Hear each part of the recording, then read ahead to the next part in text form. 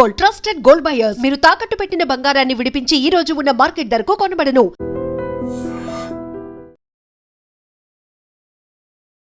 Municipality ఎన్నికల్లో భాగంగా మనమున్నది షాద్ నగర్ లోని 20వ వార్డులో మనమున్నాం. మంగ విజయ్ కుమార్ ఈయననే కంటెస్టెంట్ అన్నమాట. బీజేపీ మనకు తెలుసు సిటీలో జర స్ట్రాంగ్ గా ఉంటది, ఇది అందరికీ తెలిసిందే. సో షాద్ నగర్ మున్సిపాలిటీకి సంబంధించి 28 వార్డులు ఉన్నాయి. ఐ థింక్ కమలం పార్టీకి ఇప్పటికీ కూడా ఒక వార్డు కూడా లేదు అనుకుంటా కదా. గ్రౌండ్ జీరో నుంచి మీరు మున్సిపాలిటీని కొడతాము అని అంటారు. ఏ కాన్ఫిడెన్స్ తో చెప్తున్నారు? ఇక ఇప్పుడు వచ్చే నిధులు మొత్తం మేడము ఇక మా సెంట్రల్కి వెళ్ళి వస్తాయి. ఇప్పుడు వాస్తవం చెప్పాలంటే అయితే ఎక్కువ నాయకులు ఏంటంటే కాంగ్రెస్ వాళ్ళు ఏంటంటే ఇచ్చిన మేమే ఇస్తున్నాం మొత్తం అని చెప్పుకుంటారు. అట్లా మేడం ఇక నిధులు ఎటు పోతున్నాయి, నిధులు దేనికి రావాలి, దానికి సంబంధించి క్లారిటీగా మీకు ప్రజలు ఓట్లు అడగడానికని పోతున్నారు కదా, వాళ్ళు ఏం అడుగుతున్నారు మెయిన్ గా? అయితే వాళ్ళు మెయిన్ అంటే డ్రైనేజ్ అడుగుతారు ఫస్ట్, మెయిన్ ఇంపార్టెంట్. డ్రైనేజ్ మొత్తం జామ్ ఉన్నాయి మేడం. అవునవును చూస్తున్నాం. ఇక మళ్ళీ ఇప్పుడు కూడా మిషన్ బాధ్యత వాటర్ కూడా కరెక్ట్ లేవు. ఇక వారానికి ఒకసారి ఇప్పుడు ఉన్నాయి. అట్లా మేడం వస్తున్నాయి వారానికి ఒకసారి వాటర్ సమస్య ఉంది, డ్రైనేజ్ సమస్య ఉంది. డ్రైనేజ్ మొత్తం ప్యాక్ అయిపోయినాయి, మొత్తం నిండిపోయినాయి. వర్షం పడితే ఎట్లుంటది? ఇప్పుడు వర్షం పడితే ఇక పెద్ద ప్రాబ్లం పెద్ద ఏమి ఉండదు మేడం, పోతాయి. కానీ డ్రైనేజ్ సమస్య మెయిన్ ఉంది. డ్రైనేజ్ సమస్య మెయిన్ గా ఇప్పుడు మున్సిపాలిటీ ఎన్నికలు వస్తున్నాయి కాబట్టి ఈ వర్క్ నడుస్తుందా? అదేనా రీజన్? అవును మేడం. ఎన్ని రోజులు అవుతుంది స్టార్ట్ చేసి? అయితే ఇప్పుడు స్టార్ట్ 15 రోజులు అవుతుంది మేడం. 15 రోజులు, జస్ట్ 15 రోజుల నుంచి దాన్ని తవ్వి పెట్టారు. సో పనులు చేస్తున్నాము అంటే ఎలక్షన్ అని మాత్రమే తవ్వి పెట్టారు దాన్ని, అంతే. ఇక చూపించుకోనికనే. మీ దాంట్లో ఇప్పుడు మొత్తంగా ఉన్నది మీకున్నటువంటి ఓటర్లు 2000 ఎంత? మనకి వచ్చేసి మేడం 1956 ఉన్నాయి మేడం.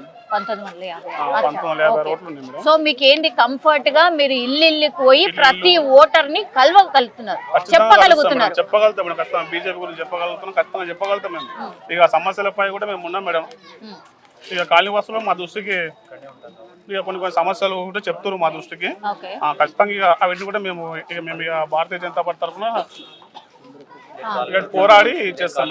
ఇప్పుడు కాంగ్రెస్ ఉన్నది, బీఆర్ఎస్ ఉన్నది, మీరు ఉన్నారు, 3 ప్రధాన పార్టీలు ఇక్కడ కనిపిస్తున్నాయి.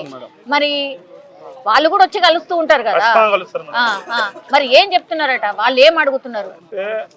ఇప్పుడు ఏం చెప్తున్నారు కాంగ్రెస్ వాళ్ళు అంటే, ఇప్పుడు ఎంత రోడ్ ఉంది, ఇప్పుడు రోడ్ వచ్చేసి మేమే ఇక చేసినామని సంఘాలు గుర్తుకుంటున్నారు. కానీ అసలు నిధులు ఎక్కడికి వెళ్ళి మేడం దీనికి వచ్చినాయి? పంపించేదేమో ఢిల్లీకి వెళ్ళి, ఇక చెప్పేదేమో ఇక వీళ్ళు రాష్ట్ర పార్టీ సంఘాలు గుర్తుకుంటారు. సో ఇది చూసి మాకు ఓటేయండి అంటున్నారు. మరి మీరేమంటున్నారు? అయితే ఇప్పుడు మేము చెప్పేది మేడం,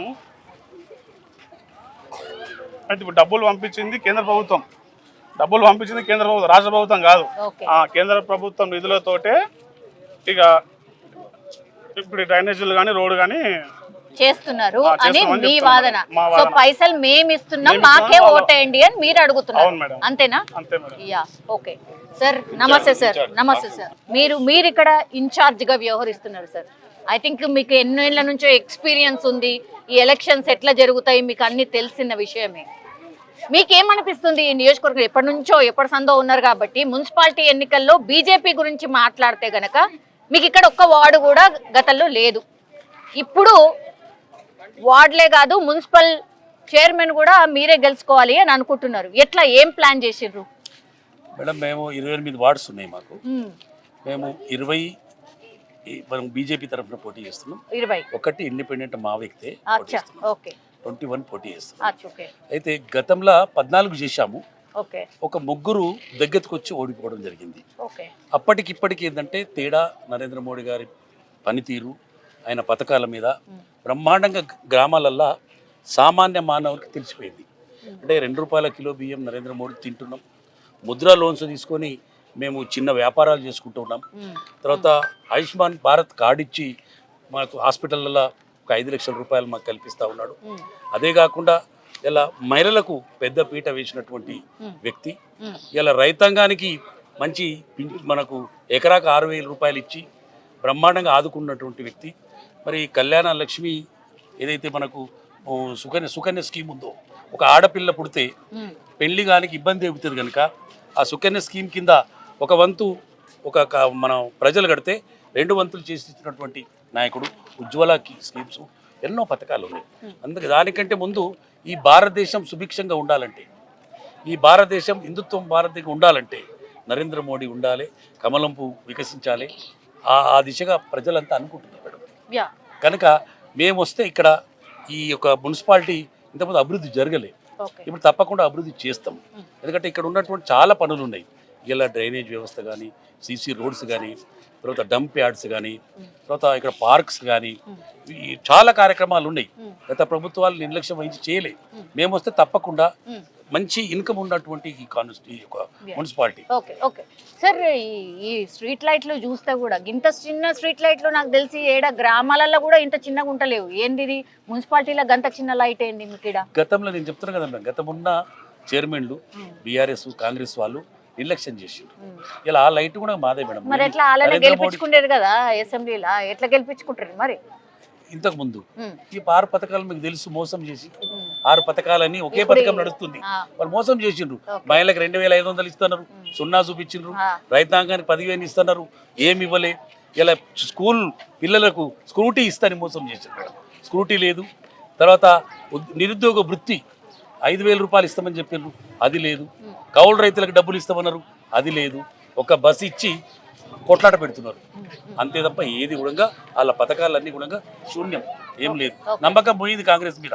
మనం మోసం చేసి చేయించుకున్నారు. ఇప్పుడు మేము వాళ్ళకు ఆదరించము. మోడీ ఏదైతే చెప్తాడో అది చేస్తాడు.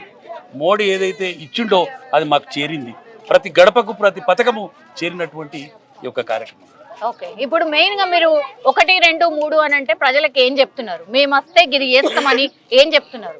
మున్సిపాలిటీలో మాత్రం ఇక్కడ ఉన్నటువంటి ట్యాక్సులు విపరీతంగా కడుతున్నారు. వాళ్ళకి ఎలాంటిది రోడ్డు ఇది ఒకటిగా వేరే రోడ్లు చూస్తే అధ్వాన పరిస్థితి. మున్సిపాలిటీ కావాల్సింది ఏంది మేడం? ఫస్ట్ మంచినీరు, తర్వాత డ్రైనేజీ, తర్వాత వీధి దీపాలు. ఈ 3 మేము సుభిక్షంగా ఇస్తాం. వాళ్ళకి ఏదైతే అవసరం ఉందో తప్పకుండా చేసి పెడతాం. ఇప్పుడు గెలిపించిండ్రు షాద్ నగర్ మున్సిపాలిటీ మీదే అనుకోండి.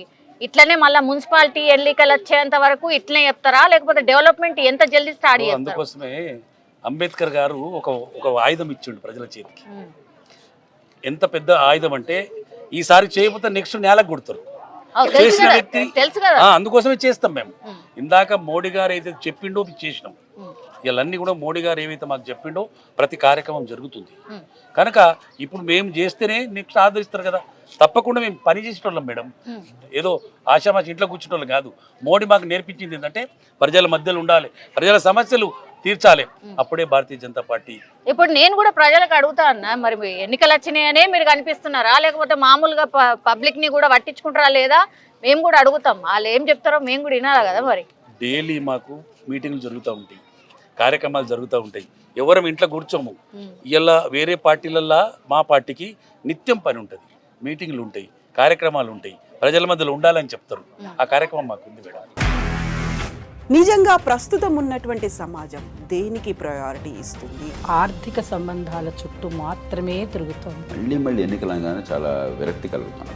మంచి అనిపిస్తుంది కదా, లేడీస్ కూడా ఛాలెంజింగ్ జాబ్స్ చేసినప్పుడు చాలా బాగుంటది. ట్రాఫిక్ అసిస్టెంట్స్ గా నియమించిన ట్రాన్స్జెండర్స్ అందరితో సాల్యూట్ చేయించుకుంటున్నారు. ఫుడ్ డెలివరీ ఇవ్వటానికి వెళ్ళినటువంటి డెలివరీ బాయ్ అనిల్ పై కళ్ళ ముందు